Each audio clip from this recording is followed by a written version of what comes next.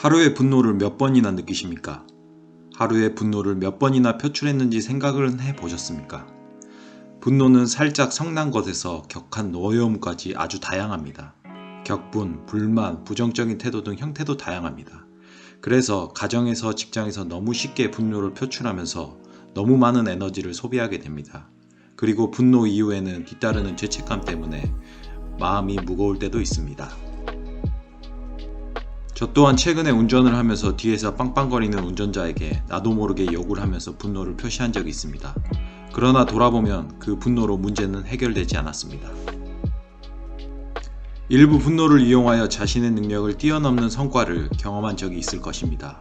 그러나 그러한 분노의 성과를 제외하면 부정적인 영향은 많이 있습니다. 저는 저에 대한 분노를 많이 했었습니다. 계획하고 그렇게 계획된 하루를 보내는 것에 대한 희열이 있었습니다.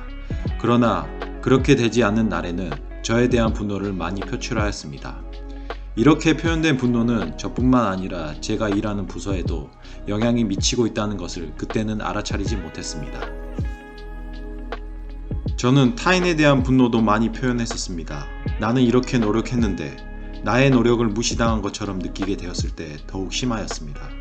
특히 집에서 내 편이라고 생각한 가족이 내 편 같지 않다는 생각을 하게 될 때 그 분노는 더욱 크게 나타났습니다. 가까운 사람에게 상처를 더욱 많이 주게 된 계기가 되었습니다. 그러면 어떠한 방법으로 이러한 분노를 줄일 수 있을까요? 먼저 자신에 대한 분노 같은 경우에는 제가 통제할 수 없는 것에 신경을 끄는 것을 제시합니다. 제가 작성한 하루 계획은 단지 방향을 제시할 뿐 완벽하게 이룰 수 없다고 생각하는 것입니다. 그리고 모든 저항을 받아들일 수 있다는 생각을 하는 것입니다.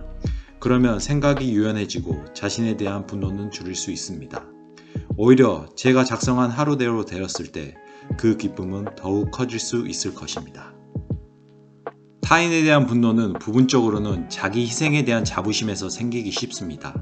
그래서 자부심은 인정에 포기하고 타인을 돕기 위해 노력하는 것에 집중하는 것입니다. 이 사람이 내게 무엇에 대해 알아차리고 요구하는 걸까?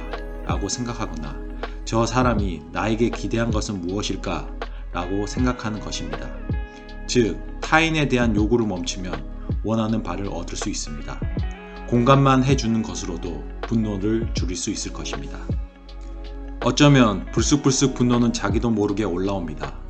과거에는 그러한 분노를 알아차리지 못했다면 알아차리는 것만으로도 분노를 줄일 수 있는 계기가 될 것입니다. 저 또한 분노가 생길 때 요구를 멈추면 원하는 바를 얻는다 라는 문구를 생각합니다.